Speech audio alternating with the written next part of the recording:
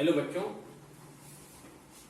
ये क्लास 12 के बच्चों के लिए मैंने एक वीडियो दिया था सॉलिड स्टेट का, जिसमें प्रॉब्लम नंबर एक्सरसाइज के क्वेश्चन और आंसर की प्रॉब्लम नंबर 1 से लेके 8 तक का सोल्यूशन था, जो मैंने एक्सप्लेन किया था।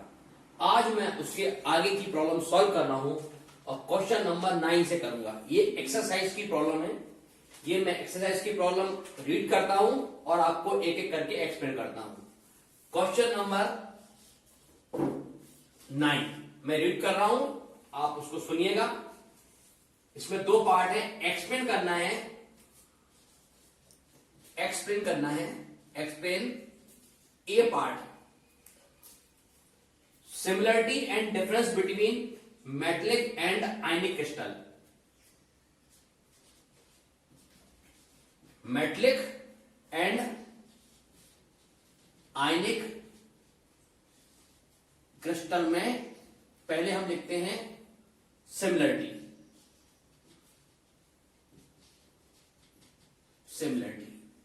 सिमिलरिटी क्या है? मेटलिक क्रिस्टल में भी पॉजिटिव एंड नेगेटिव चार्ज दोनों होते हैं, और जो ये चार्ज होते हैं ये एटम के इलेक्ट्रॉन और कर्नल के बीच होते हैं। इलेक्ट्रॉन एंड कर्नल, जो जगह खाली होती है, जैसे ये मेटल है, इसका ये इलेक्ट्रॉन हीट कर गया तो यहां आ गया, तो यहां ये पॉजिटिव हो जाता है, इसको कर्नल कहते हैं, इसको होल कहते हैं, और यहां नेगेटिव जाता है। तो यानी कि इसमें भी और इसमें भी इलेक्ट्रोस्टैटिक फोर्स होता है, और इसमें भी पॉजिटिव एंड नेगेटिव चार्ज होता है, और इनके बीच इलेक्ट्रोस्टैटिक फोर्स होते हैं। तो दोनों में इलेक्ट्रोस्टैटिक फोर्स होते हैं। बहुत इंपॉर्टेंट बात है। ये तो हो गई इसकी सिमिलरिटी। अब आपसे पूछा गया, और इसमें दोनों में बॉन्ड नॉन डायरेक्शनल होते हैं। नॉन डायरेक्शनल होते हैं।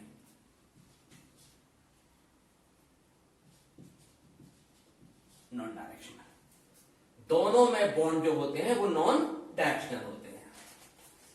क्वेश्चन नंबर 9 का जो बी पार्ट है, बी पार्ट, इसमें सिमिलरिटी थी, इसमें डिफरेंस है। डिफरेंस क्या डिफरेंस है? यहां लिखता हूं मैं मेटलिक क्रिस्टल और यहां लिखता हूं मैं आयनिक। सबसे बड़ा डिफरेंस है, मेटलिक क्रिस्टल में मेटल एटम होते हैं जिसमें फ्री इलेक्ट्रॉन होते हैं, एंड इसलिए वो कंडक्टर होते हैं। कंडक्टर होते हैं। जबकि आयनिक में मेटल एंड नॉन मेटल दोनों होते हैं। एक पर पॉजिटिव यानी कि एक कैटायन का काम करता है और एक एनायन का काम करता है। इसमें केवल एक ही तरह का होता है, इसमें दो तरह के कैटायन एनायन होते हैं। ठीक है, इसमें फ्री इलेक्ट्रॉन होते हैं, इसमें no free electron in solid state. इसमें स्पष्ट में, एंड ये कंडक्टर है, ये not conductor in solid state. बस ये हो गया इसमें डिफरेंस। इसमें मेटल एटम होता है, इसमें जो पार्ट होते हैं वो मेटल और नॉन मेटल दोनों चार्ज के फॉर्म में होते हैं। इसके अंदर फ्री इलेक्ट्रॉन होते हैं, इसके अंदर फ्री इलेक्ट्रॉन नहीं होते। ये इलेक्ट्रॉन फ्री होने से कंडक्टर काम करता है, लेकिन ये सॉलिड स्टेट में कंडक्टर नहीं होता, हाँ मोल्टेड स्टेट में होता है। ये इसमें डिफरेंस है। जो सॉलिड में कंडक्टर है ये सॉलिड में नहीं है, ये लिक्विड या मॉल्टेन स्टेट में एक्वस सॉल्यूशन में कंडक्टर है। ये इसका हो गया 9th क्वेश्चन का ए पार्ट। ए पार्ट में दो है, similarity and difference. B part में है, ये 9 हो गया। इसका 9th का क्वेश्चन का B part, ionic crystal are hard and brittle. Explain करना है आयनिक क्रिस्टल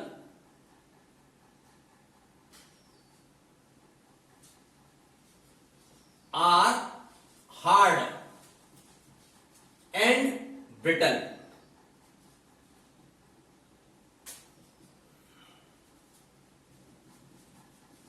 ब्रिटल हार्ड होते हैं और हैमरिंग करने पे छार हो जाता है। ये पूरा क्यों होता है?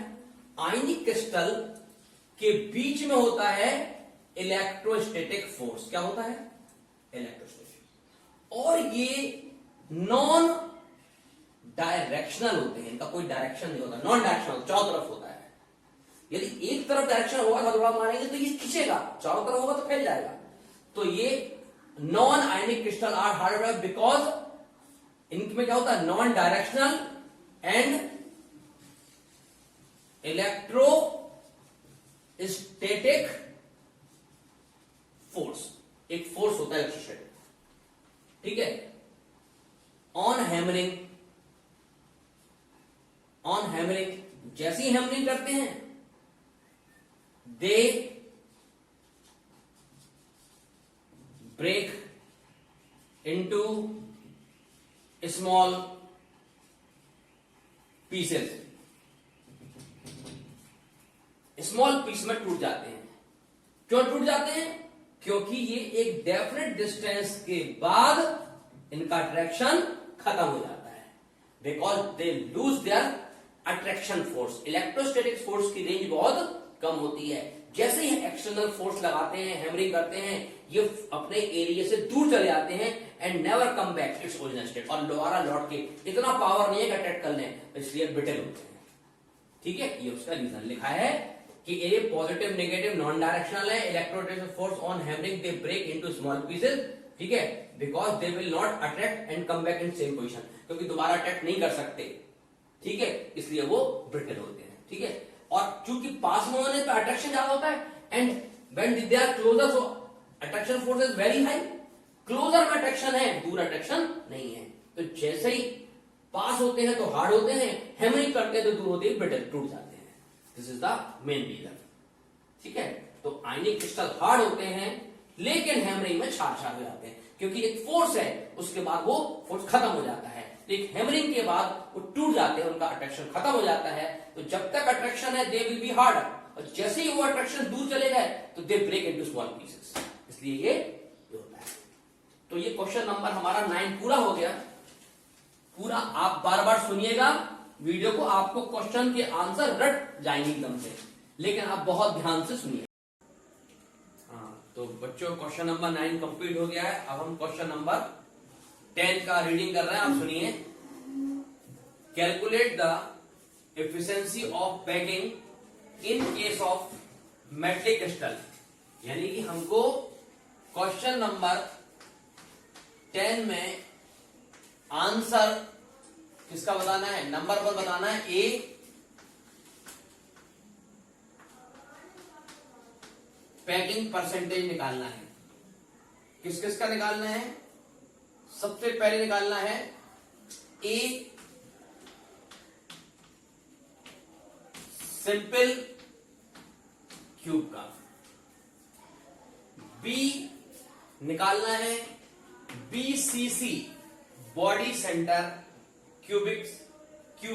बॉडी सेंटर क्यूब का, और सी निकालना है FCC face center cubic cell का, ठीक है। इतना हमको काम करना है।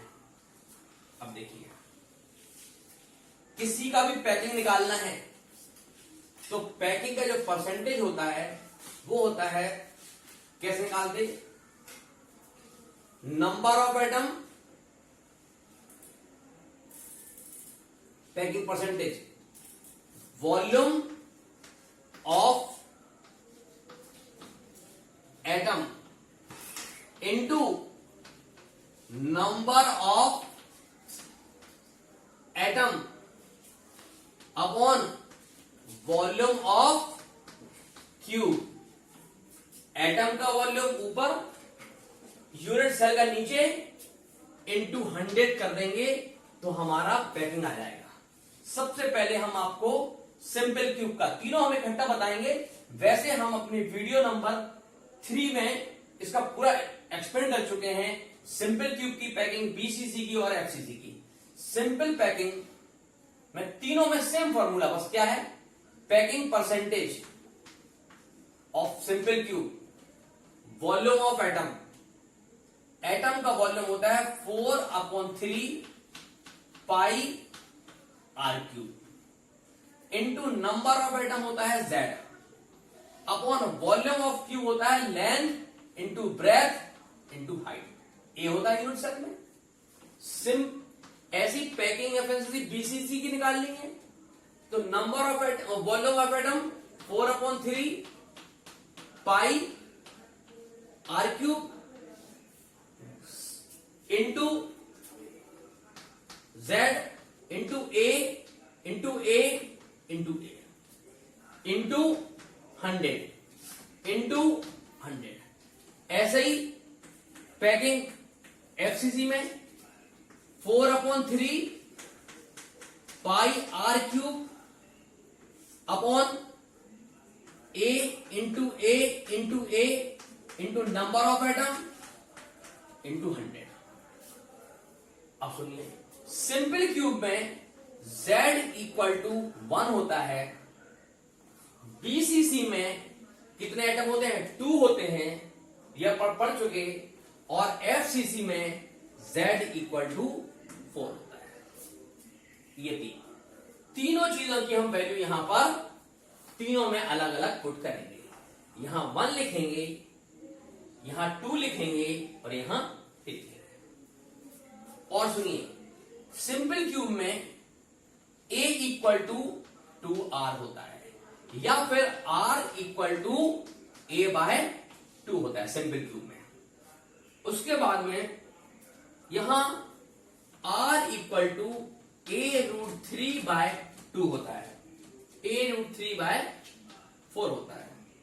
और एक होता है एफसीसी में R equal to A√2/4, R equal to A√2/4। ये 3 होता है। अब क्या करेंगे, यहीं से packing percentage equal to 4/3 22/7 r cube, यहां हम आर क्यूब ही लिख देते हैं, चलो आर क्यूब इंटू Z की जगह 1 अपॉन A इंटू A, लेकिन A की जगह क्या लिखेंगे हम, 2R, तो 2R into 2R into 2R, तो R1 R2 R2 1 2 3 are cube से कहते हैं इंटू 100। सॉल्व करोगे तो केवल R गायब हो जाएगा, नंबर बचेंगे और इसकी वैल्यू आएगी 52%। कितना आएगा, लगभग 52% सॉल्व होंगे। बिल्कुल ऐसे ही यहां पर यदि पैकिंग परसेंटेज निकालोगे तो ये 4/3 पाई की जगह 22/7 आर क्यूब, और Z की जगह यहां एटम 2 होते हैं बीसीसी में, तो 2 अपॉन A, यहां पर A क्या है, यहां पर A हम लिख सकते A इक्वल टू 4R/√3, तो A की जगह लिख सकते 4R/√3 into 4R/√3 into 4R/√3। R से क्यूब कैंसिल, जो सॉल्व करोगे इंटू 100, इसको सॉल्व करोगे तो आंसर आएगा 68% पैकिंग। ठीक है, यदि हम इसको सॉल्व करेंगे तो बिल्कुल वही चीज, पैकिंग परसेंटेज 4/3 22/7 इंटू R ही रहने दीजिए, और Z की जगह 4 होते हैं, एफसीसी में आइटम कितने होते हैं, 4 अपॉन A, यहां A इक्वल टू हो जाएगा 4R/√2, तो ये 4r a क्यूब की जगह एक 4r upon root 2 into 4r upon root 2 into 4r upon root 2 into percentage into 100। 1 2 3 r cube से r क्यूब कैंसिल, सॉल्व करोगे तो आएगा 74% पैकिंग। ये हो गया। यदि मान लीजिए पैकिंग आया इतना हमारा, मतलब इस क्यूब के अंदर 52% एटम भरे हैं बाकी खाली है, इसके अंदर 68% एटम भरे हैं बाकी खाली है, इसके अंदर 74% एटम भरे हैं बाकी खाली है। यदि हमने, ये तो हुई पैकिंग, लेकिन यदि वॉइड पूछ लिया, वॉइड तो हम वॉइड निकाल सकते 100 माइनस 52, इसका आंसर हो जाएगा। इसका निकालना है तो वॉइड इक्वल टू 100 माइनस 68, ये आंसर हो जाएगा। यदि इसका वॉइड निकालना है, परसेंटेज है सबका, ये सब किसको फॉर्म में है, परसेंटेज वॉइड में, तो ये 100 माइनस 74 कितना हो गया 26%। ठीक है, 32% ये वॉइड आ गया। ये 48% वॉइड परसेंट आ गया। यदि पूछा है, वैसे तो हमें यहां ये पूछा था, ये अपना काम हो गया, लेकिन कई बार घुमा देते, ये निकाले वॉइड पूछे तो 100 से माइनस में जो खाली जगह बचेगी, जैसे हमने आपसे कहा एक गिलास है 30% भरा हुआ है तो खाली कितना है 70, ऐसी 50% फिल है तो वॉइड खाली कितना है 40 है, इसमें माइनस कर देंगे। तो ये हमारा क्वेश्चन नंबर 10 हो गया, और ये अक्सर एक पैकिंग आएगी हमारी कोई ना कोई। अब हम क्वेश्चन नंबर एनसीईआरटी की एक्सरसाइज का 11 करने जा रहे हैं।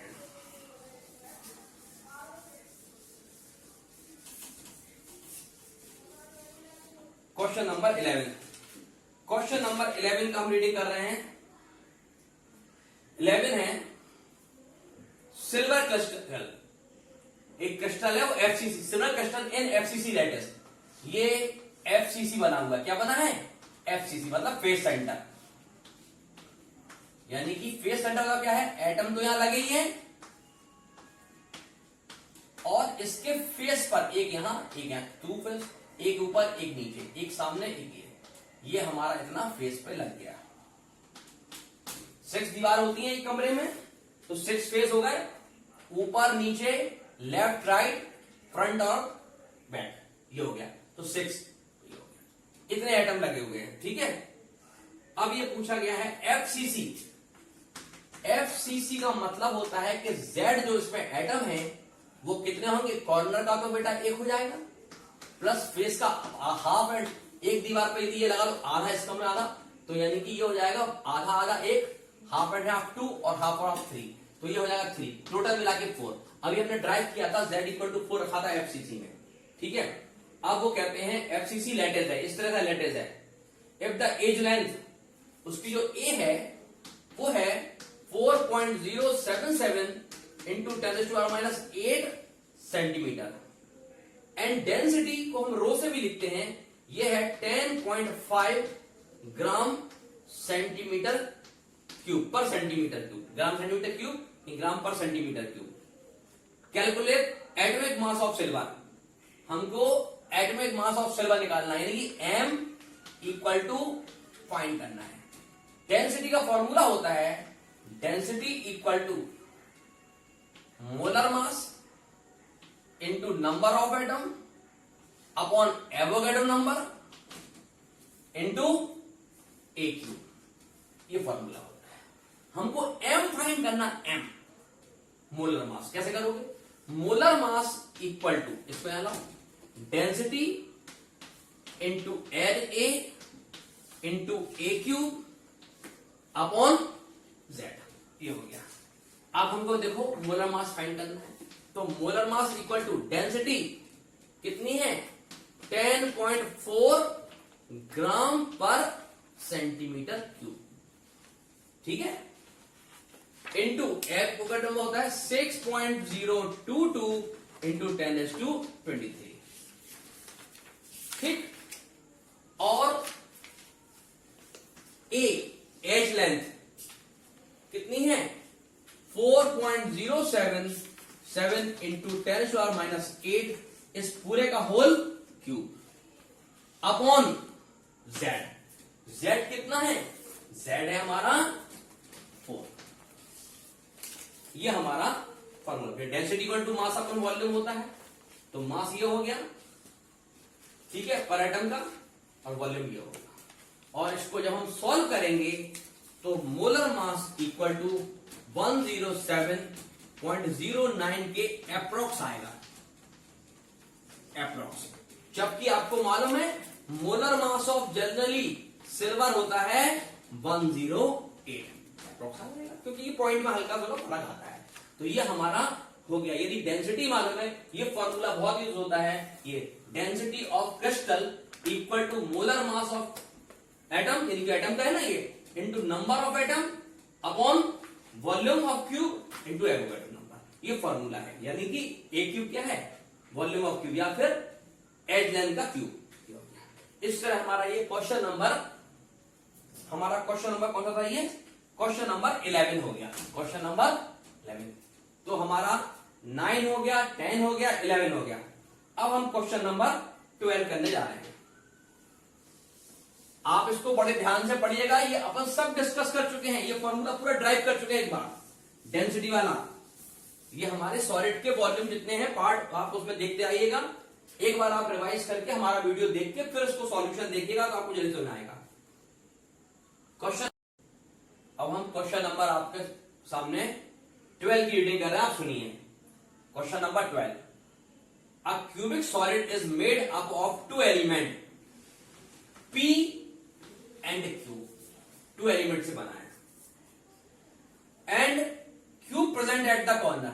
Q प्रेजेंट, Q कहां पर है, एट कॉर्नर, कॉर्नर्स पर है। And atom P at the body centre. Atom कहां, P कहां है, एट बॉडी सेंटर, ठीक बीच में है। What is the formula of this compound. तो इसका कंपाउंड का फॉर्मूला क्या है, देखिए ये हम आपको बता चुके हैं।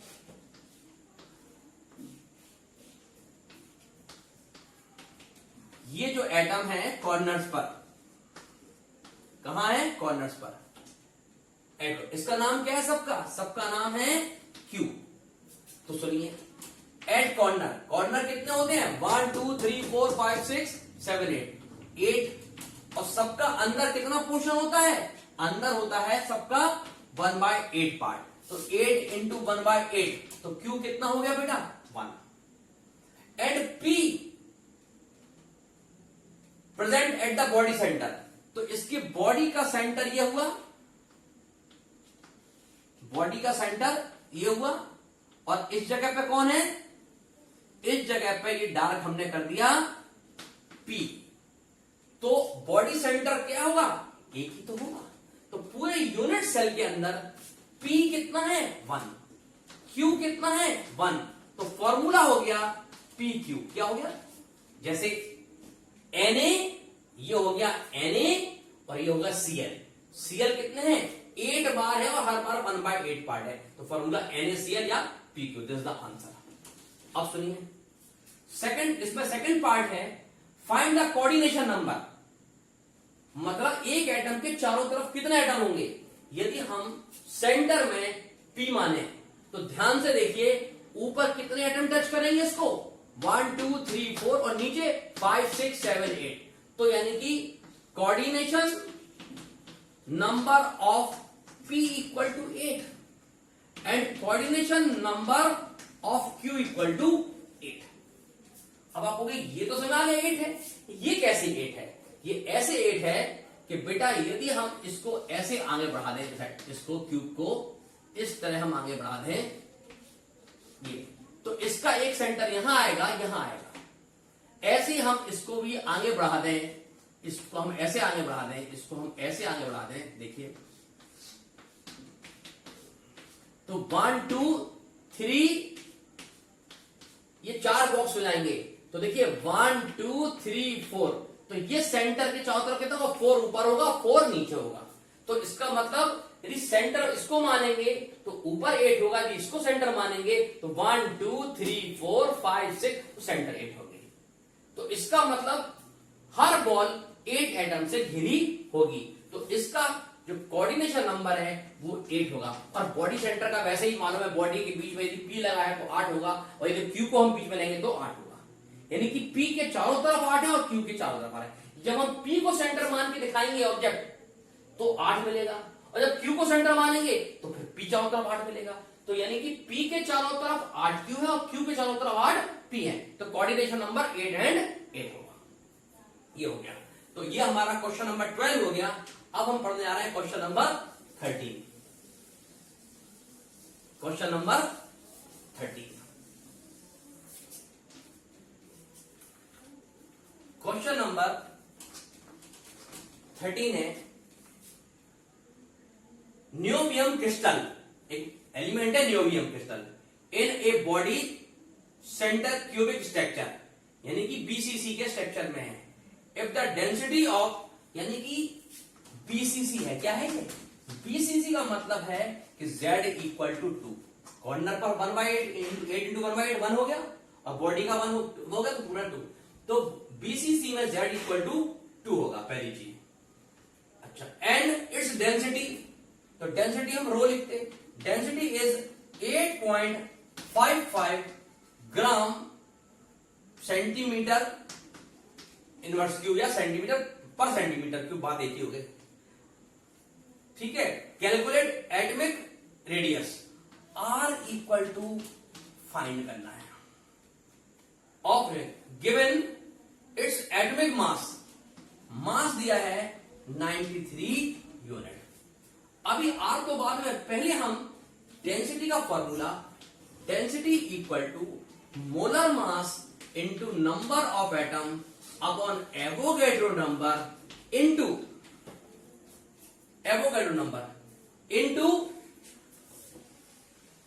ये डेंसिटी मास अपॉन वॉल्यूम। तो ये इंटू ये मोलर मास, इससे पहले हम पढ़ चुके। अब देखिए ये किसकी वैल्यू कितनी है?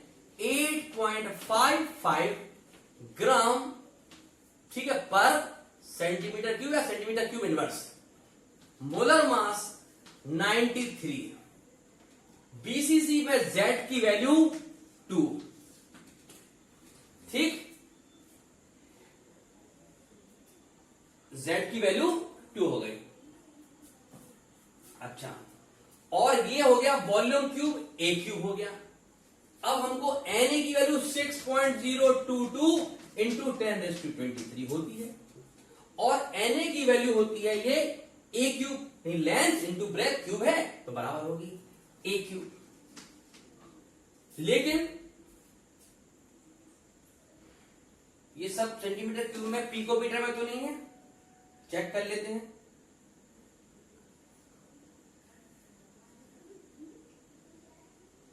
ठीक है, हाँ, ये हो गया A क्यूब।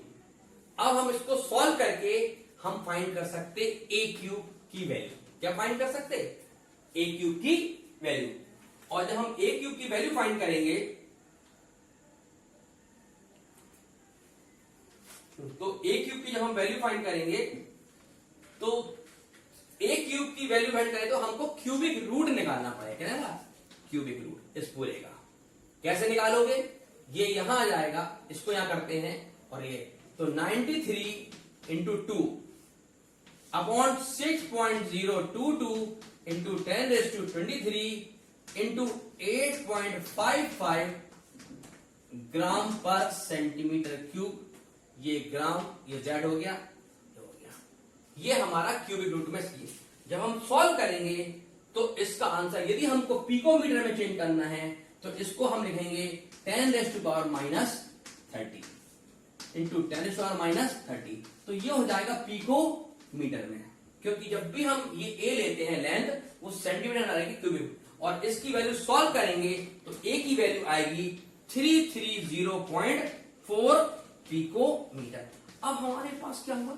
इस इतने रिलेशन की मदद से, इन तीनों की मदद से हमने A निकाल लिया। But question is not we have to find the A। Question ये नहीं है कि हमें A फाइंड करना है। क्वेश्चन है कि what is the radius of the atom. इसका मतलब है A मालूम है, R निकालना है। तो क्वेश्चन हो गया कि we have to find R। R क्या करना है? फाइंड करना है। एंड A क्या है? A इज गिवन है, या हम ऑलरेडी फाइंड कर चुके हैं। और जो ए की वैल्यू हमने फाइंड की है वो कितनी आई, 330.4 पिकोमीटर। अब सुनो, हमने सिंपल क्यूब बीसीसी और एफसीसी में रिलेशन निकाला था, R equal to A root 3/4। तो R equal to A root 3/4 ये हमारा रिलेशन था। किसका? ये था बीसीसी का। 3 रिलेशन थे, एक सिंपल क्यूब का, एक बीसीसी का, एक एफसीसी का। अब हम क्या करें, R इक्वल टू ए की वैल्यू पुट करें 330.4 इंटू रूट 3/4 और इसको हम फाइंड करेंगे तो रेडियस हमारा आएगा in picometre. This is the answer. और ये हमारा इस तरह से आंसर आ जाएगा। और ये जनरली आएगा, ये आएगा 143.1 पिकोमीटर अप्रॉक्स। ये हमारा आंसर आएगा सॉल्व करने के बाद। इस तरह क्वेश्चन नंबर हमारा 13 हो गया। ठीक है, अब क्वेश्चन नंबर बहुत आसान सा क्वेश्चन है, केवल हमको फॉर्मूला वैल्यू पुट करनी है। इसमें एक ही ट्रिक थी कि हम पहले ए निकालेंगे और ए और आर में रिलेशन ये हम पढ़ चुके हैं और हम ए की वैल्यू पुट कर देंगे तो आर की वैल्यू आ जाएगी।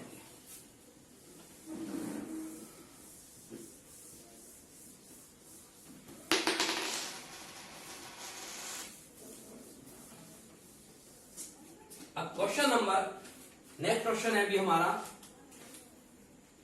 क्वेश्चन नंबर 13 हो गया। Now question number is 14। Question number is 14। Now I am reading question number 14, listen very carefully. ठीक है, आप सारे क्वेश्चन कर सकते हैं। इन a radius of octahedral void, एक ऑक्टाहाइडल वॉइड है, आपको याद होगा ऑक्टाहाइडल वॉइड क्या होता था, इस तरह से बनाया था 1 2 3 4 5 6। इसके बीच में ये जो वॉइड है इसको हम कहते थे ऑक्टाहाइडल वॉइड। क्या बोलते थे? और ये इस तरह से हमने स्ट्रक्चर बनाया था, शायद आपको याद होना चाहिए होगा। हमने इसका रेडियस r माना था और इसका रेडियस कैपिटल R माना था और इसके दोनों के बीच का जो रेडियस रेशियो यानी कि इसका R और इसके R के बीच 0.225 आया था। तो यानी कि जो रेडियस रेशियो R या radius equal to 0.225 into R ये रिलेशन आया था ऑक्टाहाइडल में। और मैंने आपको ये अपने वीडियो में पार्ट 10 में ड्राइव किया है, तो आप सब बच्चे इस प्रॉब्लम को पार्ट 10 में देखेगा, सी पार्ट 10। तो 14 क्वेश्चन हम पार्ट 10 में मैंने पूरा ड्राइव किया हुआ है। उसमें 2 ड्राइव हैं, एक टेट्राहाइड्रल वॉइड, एक ऑक्टाहाइड्रल वॉइड। तो ये जो है ऑक्टाहाइड्रल वॉइड है, टेट्राहाइड्रल वॉइड नहीं पूछा गया है और ऑक्टाहाइड्रल वॉइड आपके क्वेश्चन में है। 14 नंबर क्वेश्चन हो गया। ठीक है, आप उसको नोट कर लिए, ये आपको ना आता है। वैसे बता देता हूं, ये हमारा ए है, ये हमारा ए है, तो ये डिस्टेंस हमारी थी ए स्क्वायर प्लस ए स्क्वायर, तो ये आई थी 2a स्क्वायर इक्वल टू ये डायगोनल का स्क्वायर, तो डायगोनल इक्वल टू a√2 ये आ गई थी इक्वेशन नंबर 1। लेकिन यहां से लेके यहां तक ये था 2 कैपिटल R 2 स्मॉल r, देखिए 2 इक्वल टू a√2। अब a√2 और r में रिलेशन था, इसको सॉल्व करेंगे तो ये आएगा, आप उसको देखिएगा। ठीक है, टाइम खराब नहीं करेंगे। ठीक है, क्योंकि आपको यही बिल्कुल सेम मैं ड्राइव कर चुका हूं पूरा डिटेल, बहुत डिटेल पढ़ाया था। एकदम 30 मिनट का हमारा वीडियो है, उसमें केवल टेट्राहाइड्रल और ऑक्टाहाइड्रल का स्मॉल r और कैपिटल R का रिलेशन दिया हुआ है, रेडियस रेशियो दिया है। तो क्वेश्चन नंबर 14 आ गया। Now question number 15, copper crystalline into a FCC lattice, एक कॉपर एटम से एक यूनिट सेल बनाया गया जो कि एफसीसी है। कैसा है? एफसीसी है। इसका मतलब है कि सारे कॉर्नर पर कॉपर लगे। क्या लगे? कॉर्नर लगे हैं। लेकिन वो सिंपल क्यूब नहीं है, वो एफसीसी फेस सेंटर, और उसके फेस पर भी यहां पर 2 फेस ये हो गए, एक ऊपर का एक नीचे का, ये ऊपर ये हो गया, एक लेफ्ट का और एक राइट का। इस तरह 6 फेस है, तो सब पे लगा दिया गया, तो इसको हम कहते हैं एफसीसी। क्या बोलते हैं? Face centre. हम सिंपल क्यूब बीसीसी और एफसीसी डिस्कस कर चुके, हर बार वही आ गया। ठीक है, अब है एफसीसी। तो copper crystal into a FCC lattice, ये एफसीसी लैटिस कॉपर का बना है। सब क्या है? ये ये सब कॉपर है, ऑल आर द कॉपर, ठीक है। विथ एज लेंथ, इसकी जो एज लेंथ है यहां से यहां, जिसको हम ए कहते हैं, वो कितनी है 3.6 into 10⁻⁻8 centimeter. This is the edge length. Show that the calculate the density in agreement with the measurement value of 8.92। ये बताना है कि इसकी जो वैल्यू है, किसकी, क्रिस्टल की जो डेंसिटी है दी, वो 8.92 ग्राम सेंटीमीटर क्यूब इनवर्स है। ग्राम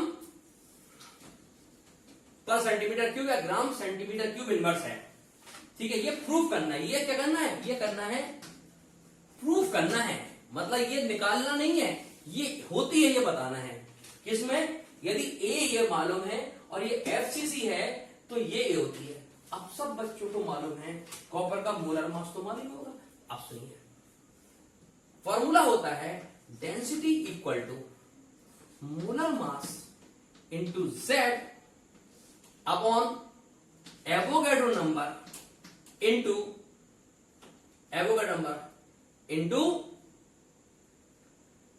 ये, हाँ, डेंसिटी मास अपॉन वॉल्यूम, तो mass into Z into Avogadro number into ए क्यूब। ये हम क्वेश्चन 2 बार और कर चुके इसी तरह। अब वो डेंसिटी कितनी, डेंसिटी हमें ये प्रूफ करना था, हमें इसका मतलब मान लो कि हमें नहीं मालूम। अब हमको क्या करना है, मोलर मास कॉपर का 63.5 होता ही है इंटू जेड होता है एफसीसी में, जेड की वैल्यू 4 होती है, तो जेड की वैल्यू 4 करती है, जेड की वैल्यू 4 करती है।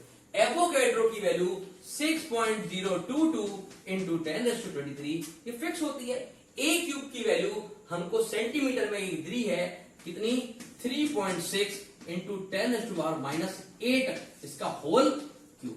आप इसको सॉल्व करोगे तो आपका आंसर 8.92 के अप्रॉक्स आएगा।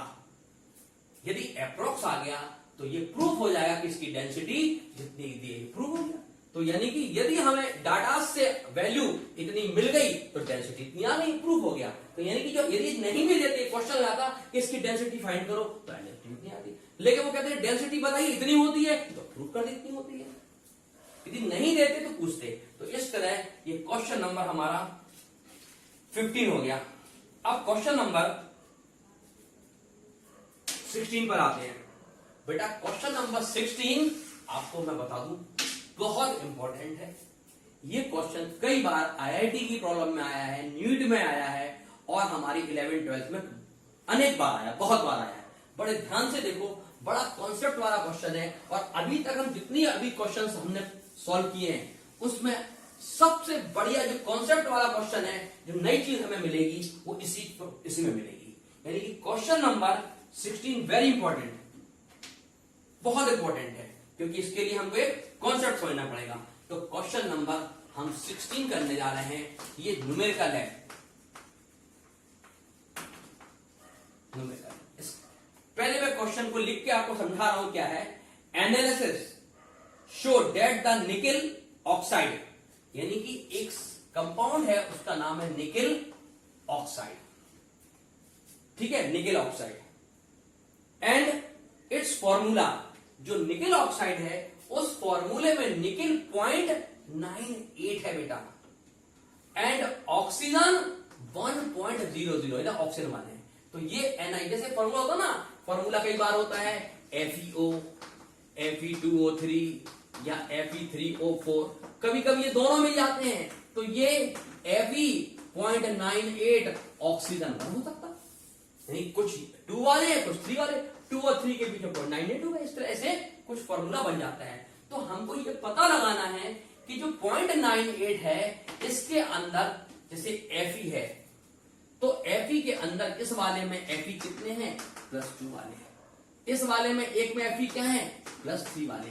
यानी कि किसी फॉर्मूले में Fe पर 2 पॉजिटिव चार्ज है, किसी फॉर्मूले में Fe पर 3 पॉजिटिव है, लेकिन एक फॉर्मूला ये ऐसा दिया हुआ है, इसके अंदर दो तरह के निकिल हैं।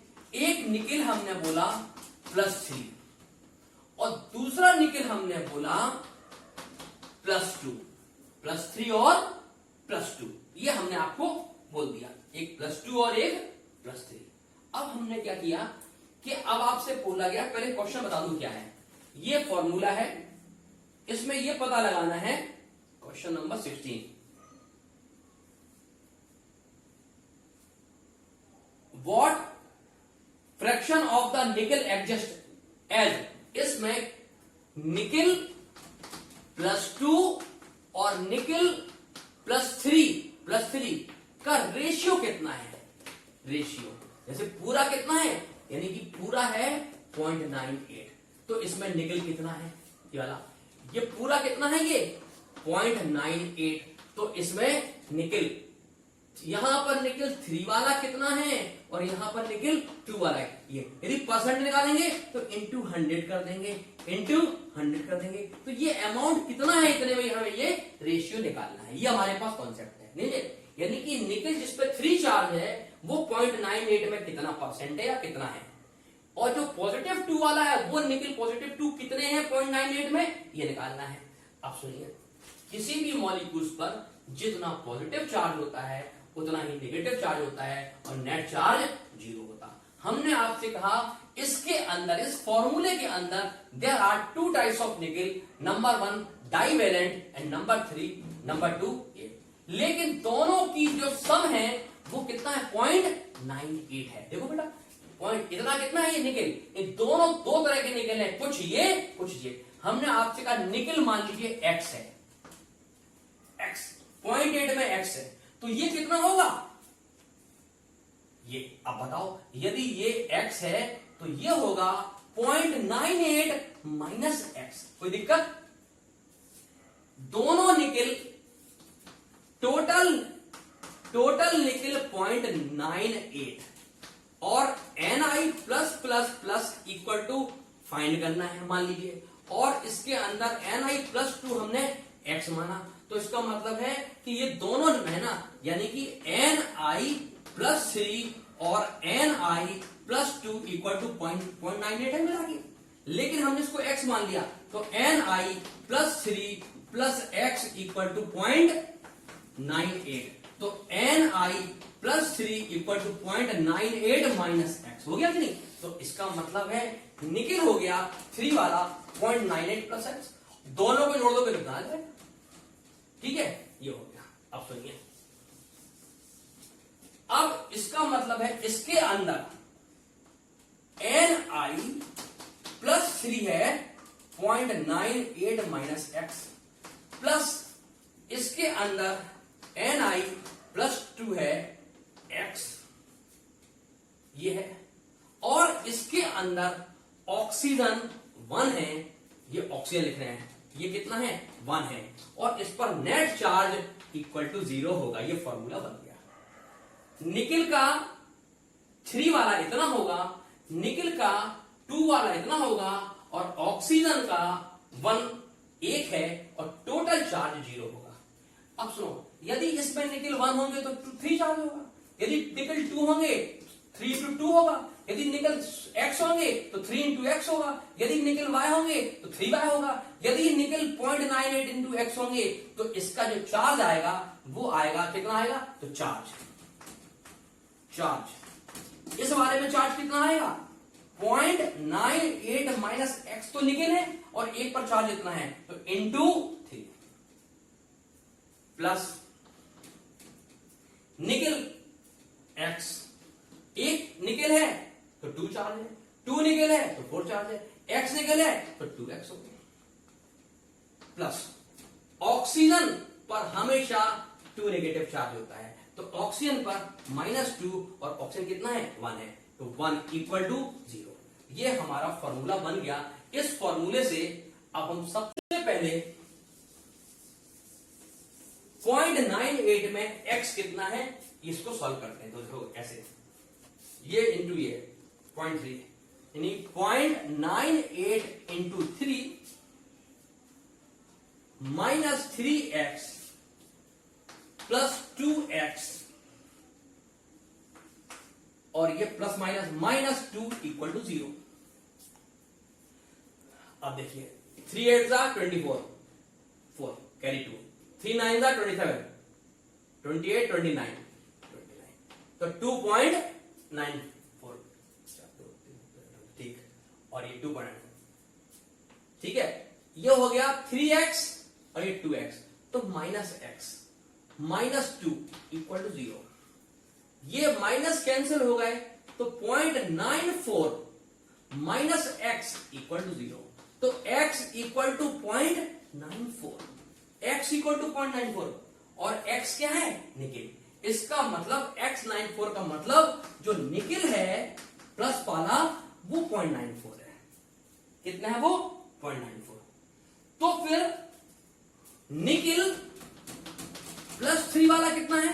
बड़ा अच्छा सवाल है, बहुत आसान है। निकिल पॉइंट जो निकिल प्लस 2 वाला है क्योंकि उसका x माना, लेकिन 0.9 में से x माइनस 2 माइनस कर लेंगे, जो बचेगा वो 3 वाला है। तो 93 क्या है? ये 0.98 माइनस x। अब 0.98 माइनस x क्या है? x है 0.94, तो आंसर 0.04। तो ये जो निकिल है ये हो गया। तो दो आंसर आ गए, एक निकिल 2 वाला आ गया और एक निकिल 3 वाला आ गया। अब रेशियो निकालो, निकिल प्लस 2 का रेशियो निकालना है, तो टोटल समान कितना है? 0.98, 0.98। उसमें निकिल 2 कितना है? 0.94, पहला आ गया। यदि आपसे रेशियो पूछा तो लिख दो, और यदि परसेंटेज पूछे तो इसको 100 कर देना, तो निकिल का परसेंट। अब सेकंड, निकिल प्लस 3 का, तो टोटल कितना था? 0.98, और ये 3 वाला कितना है? 0.04 इंटू 100, ये हो गया। इसको सॉल्व करेंगे तो लगभग आपका ये यदि 97 आएगा तो ये 0.03 के लगभग या 24 इस तरह आएगा। ये पॉइंट यदि परसेंटेज करोगे तो 97% आएगा, और ये करोगे तो ये 3% आ जाएगा ये परसेंटेज। और रेशियो निकालोगे, रेशियो यदि रेशियो निकालोगे तो 97/100 मतलब 0.97 रेशियो हो गया। इसको निकालोगे तो 3/100 इक्वल टू 0.03 हो गया।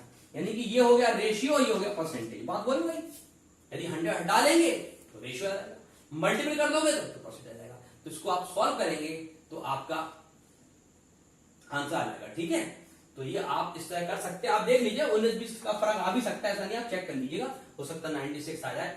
जितना ये आए उसको 100 से माइनस कर देना, बाकी ये हमारा आएगा, ये आप इसको चेक करिएगा। इस तरह से आपके क्वेश्चन नंबर 16 हो गए, और अब हम आपको बनाना है question number 17। Question number 17, question number 17 भी हमारा एक वीडियो है, और वीडियो का पार्ट नंबर 8, पार्ट नंबर 8 में हमने डिस्कस किया है प्रॉपर्टी ऑफ सॉलिड। सॉलिड की प्रॉपर्टी में देखा, प्रॉपर्टी 3 तरह की थी, एक मैग्नेटिक प्रॉपर्टी, एक इलेक्ट्रिकल प्रॉपर्टी, एक पायरोइलेक्ट्रिक, पीजोइलेक्ट्रिक यानी कि डाई इलेक्ट्रिकल प्रॉपर्टी। तो जो हमारी इलेक्ट्रिक प्रॉपर्टी थी उसमें सब्सटेंस 3 तरह के होते हैं सॉलिड। एक जो करंट पास करते हैं उसे कंडक्टर कहते हैं, जो नहीं करते उसे इंसुलेटर कहते हैं, जो आधे पास करते हैं, पार्शियली पास करते हैं, उसको सेमी कंडक्टर कहते हैं।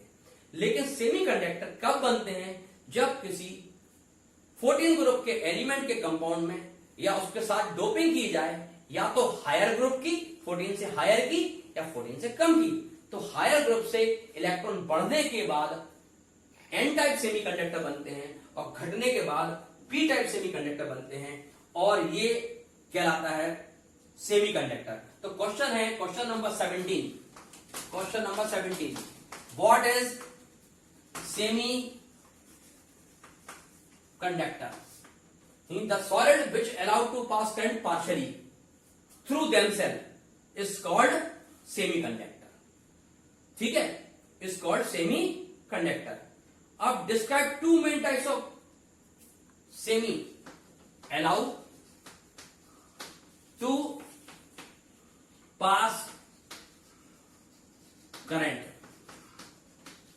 पार्शियली, ठीक है, is called semi conductor. Two types, ये हमारे 8 वीडियो में पूरा डिटेल है। 2 टाइप्स, फर्स्ट था एन टाइप, मतलब नेगेटिव टाइप। सेकंड था पी टाइप, ये था पॉजिटिव टाइप। जब हम 14 ग्रुप के एलिमेंट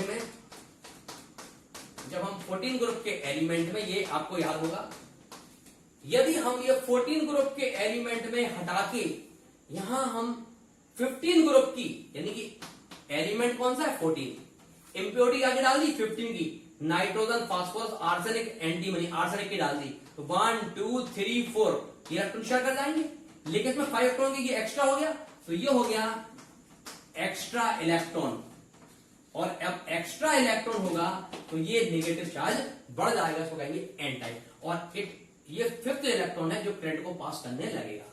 दूसरा, यदि पी टाइप है तो इसकी जगह पर हम 4 इलेक्ट्रॉन की जगह पर बोरॉन, एल्युमिनियम, गैलियम, इंडियम डाल देंगे, कुछ भी डाल देंगे। इंडियम में होते 3 इलेक्ट्रॉन, कितने होते 3, तो ये इससे शेयर करेगा, ये इससे शेयर करेगा, ये इससे। अब ये सिलिकॉन का यहाँ एक कम इलेक्ट्रॉन है तो यहां एक इलेक्ट्रॉन फ्री हो गया, लेकिन ये इलेक्ट्रॉन डिफिशिएंट लेकिन फ्री हो गया, तो ये हो गया पी टाइप। क्या हो गया ये पी टाइप। तो एन टाइप और पी टाइप, एन टाइप वो सेमीकंडक्टर होते हैं जिसमें इंप्योरिटी हायर ग्रुप की होती है, 14 में 15 की इंप्योरिटी होती है। और पी टाइप वो होते हैं जिसमें लोअर ग्रुप की होती है। 14 के एलिमेंट में हम जब डोप करते हैं उसके साथ 14 में, तो हम क्या करते हैं 14 में 13 ग्रुप की करते हैं, तो हमारा पी टाइप सेमीकंडक्टर बनता है। इस तरह से हमारे एनसीईआरटी के क्वेश्चन नंबर सेकंड पार्ट में हमने आपको 17 तक कर दिए हैं। तो हमें ये question number 9 to question number 17 हमारा डिटेल हो गया है। मैं चाहूंगा कि जो न्यूमेरिकल मैंने 16 वाला न्यूमेरिकल जो किया है, 16 वाला जो न्यूमेरिकल है उसको बहुत केयरफुली आप स्टडी करिए, उसको करिए, उसका आपको बहुत बड़ा एडवांटेज मिलेगा, बहुत फायदा होगा। क्योंकि वो एग्जाम में या तो निकिल और 0.98 और ऑक्सीजन 1.0 आता है, या फिर Fe 0.98 और ऑक्सीजन 1.0, या Fe 0.96 इंटू ऑक्सीजन 1.0, इतने फॉर्मूले के नाम से आता है। तो सब में वही है, एक में 0.92 है, एक में 0.96, बिल्कुल सेम है सवाल, एक सी प्रॉब्लम्स है। ठीक है, आप 16 क्वेश्चन को बहुत ही कंसंट्रेशन के साथ करिए, ठीक है। और आपका मैं एक पार्ट और बनाऊंगा जिसमें आपका 19 to 26 होगा और उसके बाद आपका होगा। और बच्चों आपको अच्छा लगे तो हमारा चैनल पे जाके सब्सक्राइब करिएगा और हमारे व्यू बढ़ाइएगा और हमारे वॉच टाइम बढ़ाइएगा। Thank you and good night, क्योंकि आज मैं रात को बना रहा हूं।